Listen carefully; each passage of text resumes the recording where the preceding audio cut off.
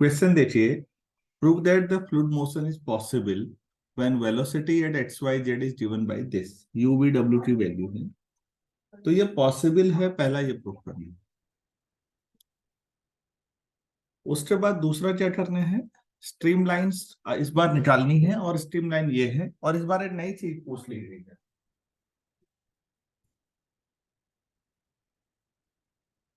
कि motion irrotational है या नहीं। रोटेशन का मतलब समझना, रोटेशन का मतलब होता है कर्ल। कर्ल आप लोगों ने जैसे किसी सुना होगा, किसी के हेयर कर्ली होते हैं, घुंघराले बाल। कर्ल मतलब रोटेट होना।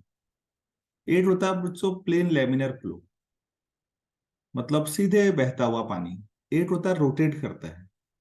तो हमें ये भी चेक करना है कि ये मोशन रोटेशनल है या irrotational.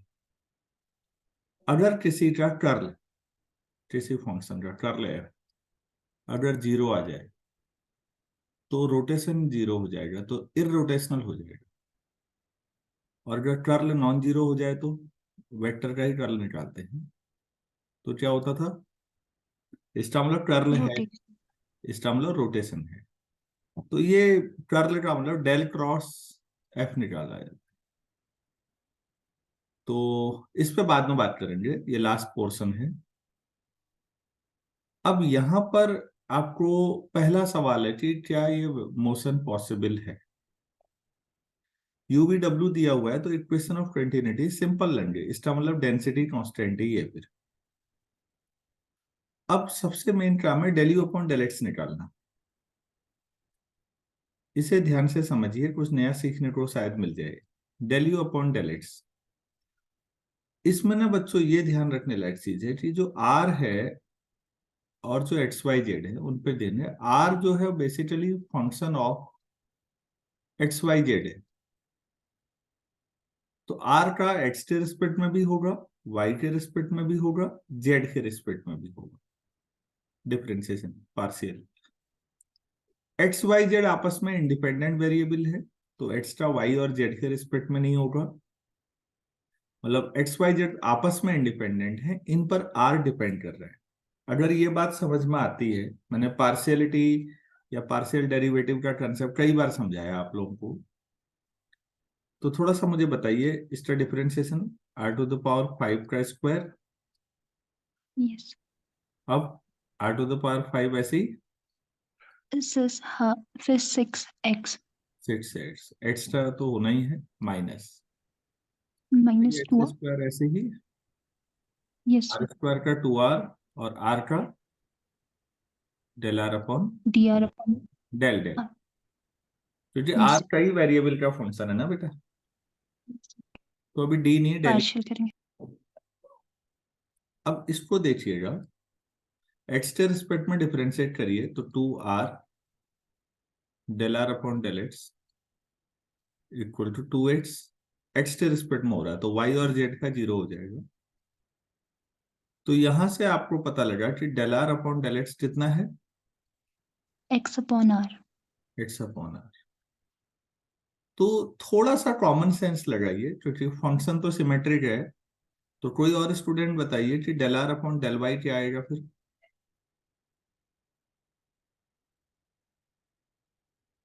2y। Y upon r. और del are upon del z जिस समय चाहिए होगा, z अपॉन r। Z upon r. बस इतना ही समझना था, बाकी ऐसा कुछ नहीं है। तो आप ये वैल्यूज यहाँ रख देते हैं, देखते हैं क्या आता है।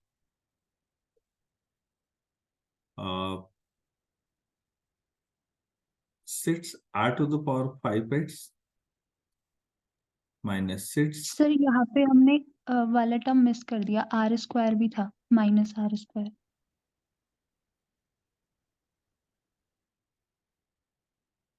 अरे सॉरी सॉरी सॉरी सॉरी, ये तो गलत हुआ। हाँ हाँ बिल्कुल। सर इसे ऐसे भी कर सकते हैं, वो उस वाले को अलग ले ना ना, लेंगे, तो कोई बात r² नहीं, बाई अरे r5। भाई आज की बात नहीं है ना बेटा, कंफ्यूजन हो सकता है किसी को, तो ठीक है कोई बात नहीं। देखिए कंफ्यूजन क्यों करना हो रहा है, वो मेरी गलती है।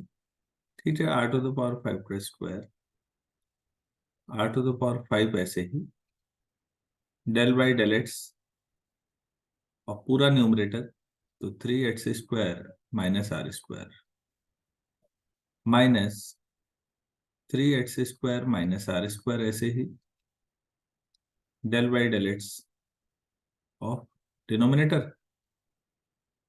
R5 के सर।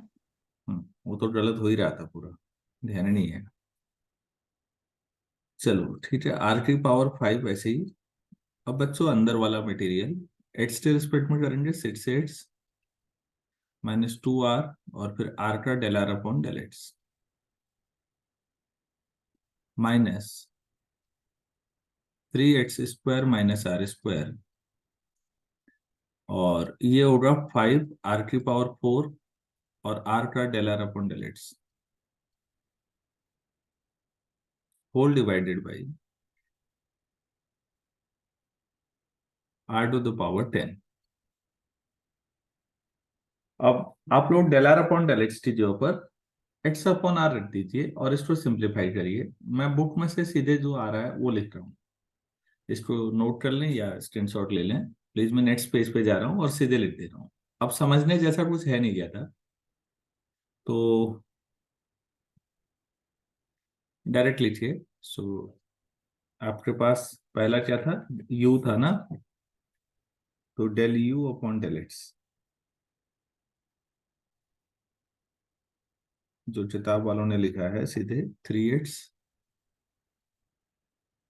3, ये एमरे की बुक है वहीं से ले रहा हूं मैं, 3r square minus 5x square. तो आप लोग कर ही लेंगे, उसमें ऐसा कुछ नहीं है, r to the power 7 del v upon del y ऐसे ही आराम से करिएगा 3x। तो आप जिस स्तर पर हैं अब ये चीजें रटने जैसी कुछ नहीं है, मेथड आना चाहिए बस। r square minus 5y square upon r to the power 7, कुछ r ऊपर नीचे से कॉमन आ रहा होगा तभी 7 बचा है, और del w upon del z equal to 3x r square minus 5z square upon r to the power 7। तो आप इसे तीनों को जोड़ दीजिए, जीरो आ जाएगा, कह रहे हैं आ ही रहा होगा, फिर उसमें कुछ नहीं करना है। So del you upon del x plus del b upon del y plus del W upon del z. अब इसमें वैल्यू रखिए आप, this plus this plus this, तो equal to zero. This implies motion is possible, क्योंकि equation of continuity satisfy हो रही है, सो motion is possible. तो बच्चों मोशन की पॉसिबिलिटी जब भी देखनी हो कि क्या ये मोशन ऐसी इस तरह से गति करना संभव है या नहीं है, बस इक्वेशन ऑफ कंटिन्यूटी। तो आपके क्वेश्चन का पहला पार्ट ये था कि prove that the liquid motion is possible, जबकि ये वेलोसिटी है, तो हाँ जी पॉसिबल है। अब हम दूसरे पे जाते हैं बच्चों, स्ट्रीम लाइंस। आप हेडिंग डाल देंगे स्ट्रीम लाइंस के बारे में, और इसमें भी हम कुछ चीजें सीखेंगे। डिफरेंशियल इक्वेशंस का एप्लीकेशन बहुत शानदार है। तो streamline dx upon u है, तो u आपके पास देखिए 3x 3r square minus 5x square upon into r to the power 7 ऊपर इक्वल टू dy अपॉन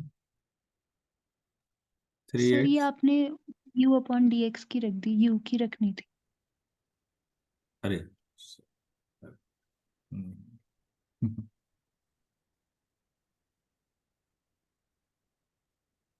वो पिछले पेज से ध्यान ही नहीं रहा, तो होना ही था वो। तो dx अपॉन, अब मैं बुक से उठा रहा हूँ, u का मतलब था 3x square minus are square into r to the power 5 equal to dy upon 3xy into r to the power 5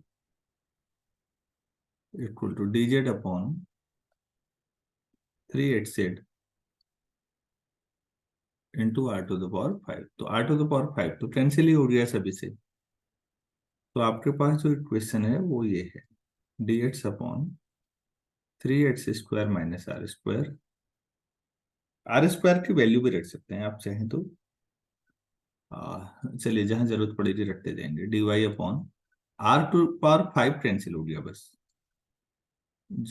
और d z upon 3x8।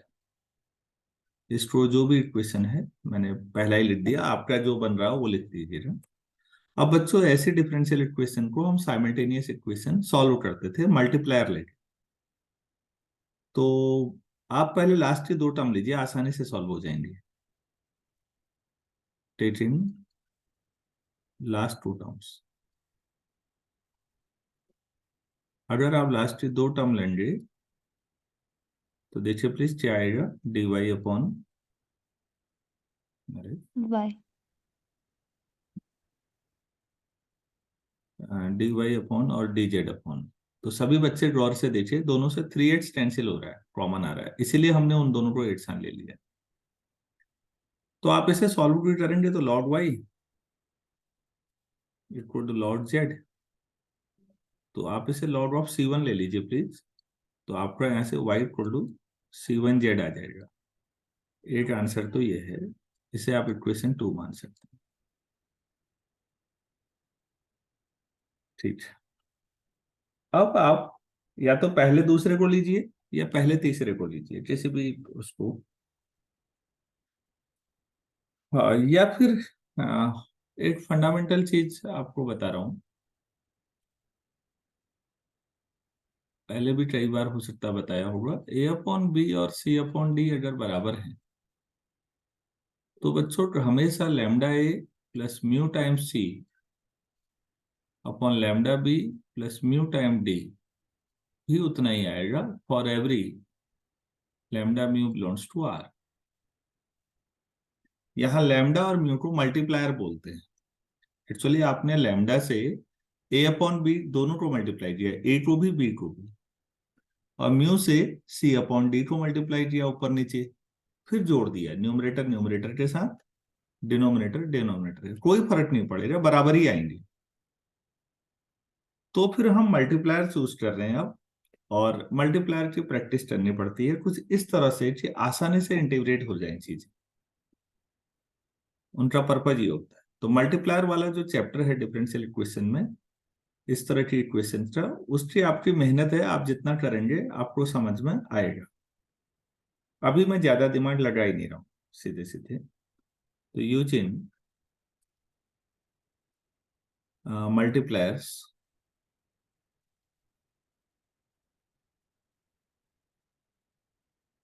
X Y z in one, मतलब equation 1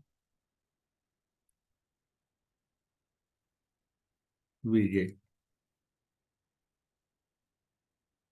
तो इसका मतलब ऊपर पहले को x से multiply करना है, दूसरे को y से, तीसरे को z से।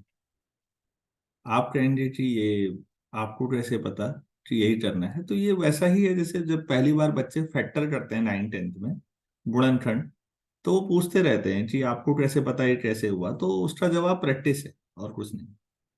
आप प्लीज x से मल्टीप्लाई करेंगे तो नीचे भी करेंगे, तो x into 3x² minus are square की जो क्या रखेंगे, minus x² x minus y² minus z²।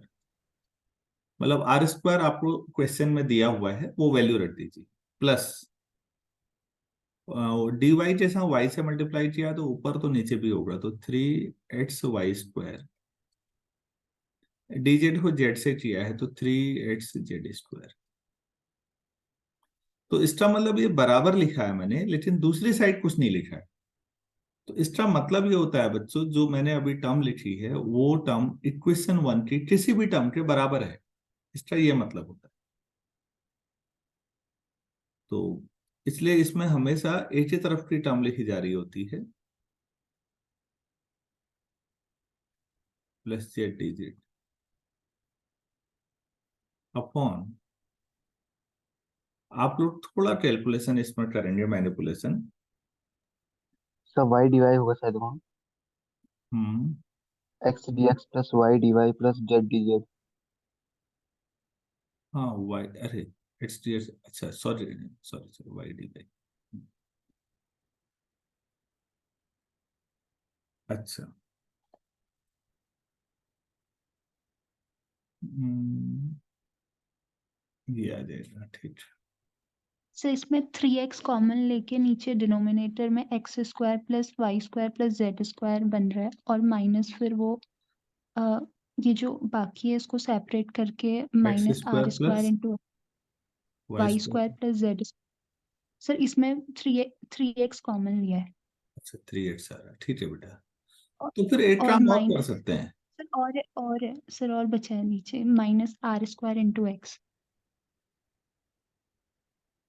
अच्छा यहाँ पे भी सर। एक मिनट, हाँ।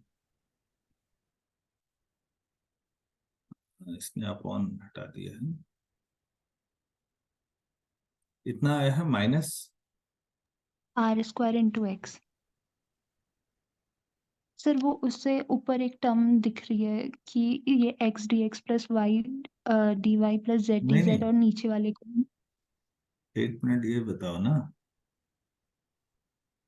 इसने यहाँ भी हटा दिया कुछ, plus y d y plus 3x y square था। आप ऐसे मत करो, आपने 3x square minus x square 2x square, हाँ सब में 2 आ जाता बेटा। 3x square minus x square 2x square आ जाएगा। ये सर।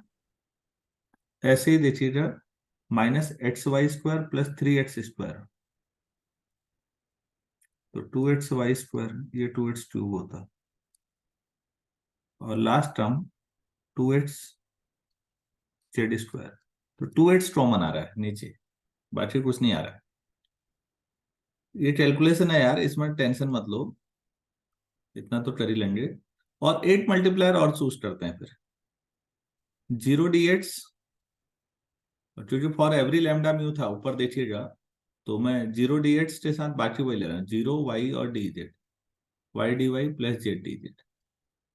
और मैं सही कह रहा हूँ, आप केवल इतनी नॉलेज से ना डिफरेंशियल इक्वेशन का एक चैप्टर कवर कर सकते हो। किताब तो खोलो, आपको लगेगा अच्छा यहाँ से वहां भी फायदा हो रहा है। इस बार dx के साथ 0 कर दिया तो नीचे भी 0 ही आएगा, और y d y z d z वही आएंगे जो इस पिछले वाले में आए, तो 3x y square plus 3x z square, ये आया। तो क्रॉस मल्टीप्लाई कर देता हूँ, देखो यहाँ 3x कॉमन आएगा नीचे, 3x कॉमन आएगा तो x से x कैंसिल हो जाएगा, 3 मैं इधर भेज देता हूँ, 3x dx plus y d y plus z d z, ये हो गया। अपॉन नीचे क्या बचा, x² two plus x. y² plus z square, right side बचा है dy प्लस, नहीं y d y plus z d z into 2 को इधर भेज दिया, upon y² plus z square. आप यार, आप लोगों ने किसी ने ऐसा तो स्क्रीनशॉट ले लीजिए प्लीज सब लोग, मैं यहीं पर कर रहा हूँ, नेक्स्ट पेज में नहीं जा रहा हूँ, इतना तामझाम कहाँ ले जाएं। उम्मीद है स्क्रीनशॉट ले लिया होगा, तो मैं ऊपर मिटा के यहीं पर काम चला रहा हूँ।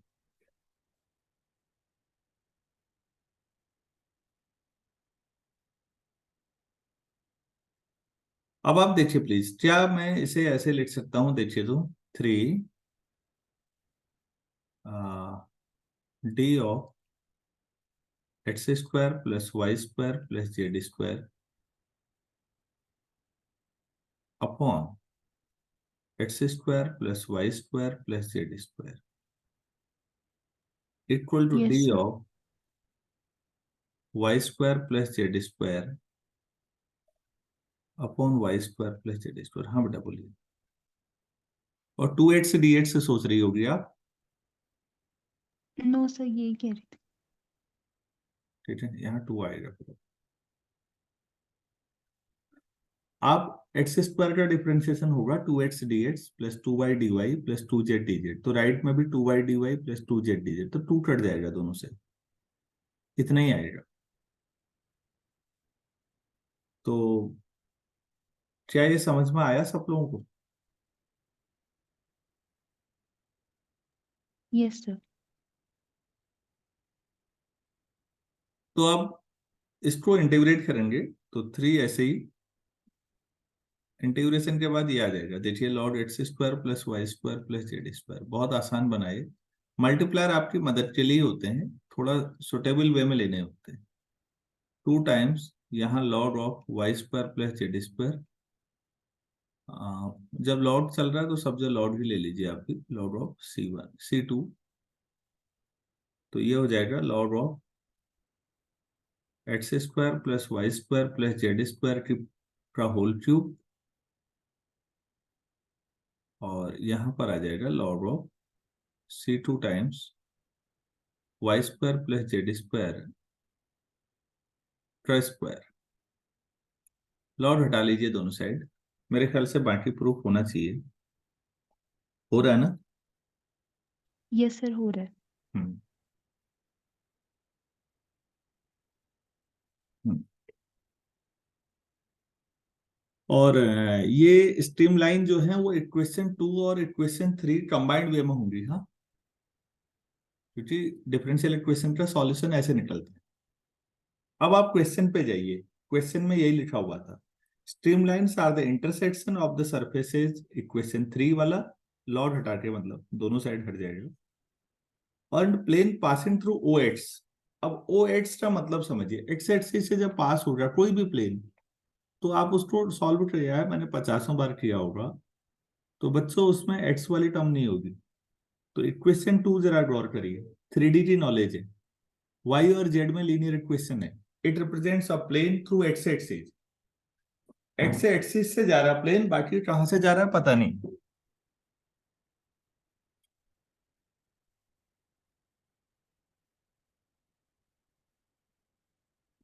क्या यहां तक समझ में आया? Yes sir. तो काफी अच्छा क्वेश्चन था ये हमारे पास।